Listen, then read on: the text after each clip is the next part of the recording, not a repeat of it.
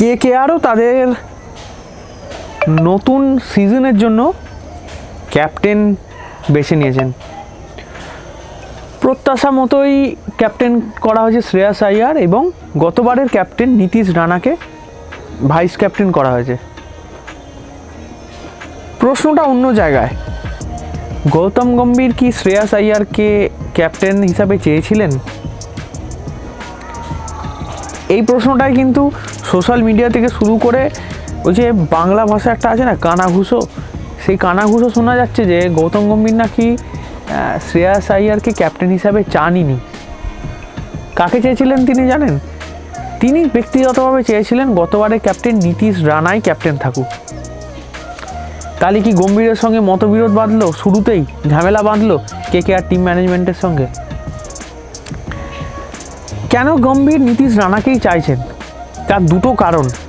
একটা হচ্ছে গতবার দলের সংকটময় পরিস্থিতিতে নীতিশ নিজে এগিয়ে এসেছিলেন, তিনি নিজে বলেছিলেন আমাকে ক্যাপ্টেন করতে, যেটা গৌতম গম্ভীর জানেন। দু নম্বর হচ্ছে, হ্যাঁ প্রথম কারণটা আর একটা এক্সপ্লেনেশন করি, নীতিশ দায়িত্ব নিয়েছিলেন যেমন হোক, সেই সংকটময় পরিস্থিতিতে হলো যেতে নিজে আগ্রহ নিয়ে ক্যাপ্টেন হতে চেয়ে দলের দায়িত্ব নিয়েছিলেন। দু নম্বর হচ্ছেন গৌতম গম্ভীরও দিল্লি, নীতিশ রানাও দিল্লি, এবং নীতিশ রানা এবং গৌতম গম্ভীর দুজনকে খুব ভালোভাবে চেনেন, সম্পর্ক খুব ভালো। ফলে গম্ভীর চেয়েছিলেন রানার হাতেই নেতৃত্ব থাকুক, উল্টে শ্রেয়াস আইয়ার আরও ফ্রি হয়ে খেলতে পারো। আবার উল্টো অঙ্কটা দেখুন, এই শ্রেয়াস আইয়ার আর কেকেআর টিমের কোচ নাইডু দুজনেই কিন্তু একই স্টেটের, ফলে এই একটা ইকুয়েশন কাজ করছে। তবে যেটাই হোক, আফটার অল টিম গেম বলে কথা, টিম যাতে প্রভাবিত না হয়, টিমের স্বার্থে দলের স্বার্থে সবাইকে মেনে নিতে হবে। ক্যাপ্টেন্সি অ্যানাউন্স হওয়ার পরে গৌতম গম্ভীরও একটা টুইট করে দিয়েছেন, যে পরের মৌসুমের জন্য আমাদের নেতারা তৈরি, যেখানে শ্রেয়াস আইয়ার জলজল করছেন ক্যাপ্টেন হিসাবে, নীতিশ রানা রয়েছেন ভাইস ক্যাপ্টেন হিসাবে। সামনেই আইপিএল অকশন রয়েছে, আইপিএলের অকশানেতে ঝড় উঠবে, টাকার ঝড়।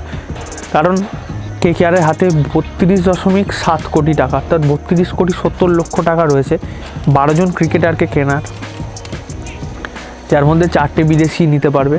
সে কথা আগেই বলেছি। এখন দেখার গম্ভীরের সঙ্গে শ্রেয়াস আইয়ারের জুটিটা কেমন পারফর্ম করে, কারণ মিস্টার গম্ভীরের যা অতীত অভিজ্ঞতা রয়েছে তাতে তিনি কিন্তু বড়ই কিন্তু ঝামেলা রাগারাগি বড্ড বেশি করেন। প্লেয়ার হিসাবে তিনি নো ডাউট খুব ভালো প্লেয়ার, ক্যাপ্টেনও খুব ভালো। কলকাতার ঘরের ছেলে বলা যেতে পারে, দুবার চ্যাম্পিয়ন করেছেন 2012, 2014। 2014 পরে আর আইপিএল ঢোকেনি কেকেআরের ঘরেতে। 2020তেই ইয়ন মর্গান ফাইনাল খেলেছিলেন, ব্যাস ওইটুকুই, ট্রফি কিন্তু আর আসেনি।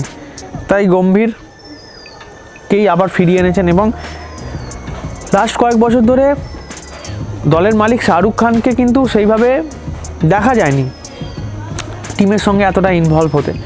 এবারে কিন্তু শোনা যাচ্ছে তিনি অকশন টেবিলেই থাকবেন, তার ছেলে এবং মেয়েও থাকবেন, গম্ভীরও তো থাকবেন। তিনি নিজেই আগ্রহী হচ্ছেন এই টিমটাকে ঢেলে সাজানোর জন্য, এবং তার জন্যই তিনি গম্ভীরের পুরনো ইকুয়েশনকে মিলিয়ে আবার মেন্টর হিসাবে জিজিকে নিয়ে এসছেন। তো আশা করব যারা কেকেআর ফ্যান রয়েছেন তারাও নিশ্চয়ই চাইবেন যে কোনো মতবিরোধ যেন না হয়, টিম যেন সাকসেস পায়, ম্যাচ জেতে, বোলিং ব্যাটিং কম্বিনেশন সব কিছু ঠিকঠাক থাকে, এই এক্সপেক্টই থাকবে।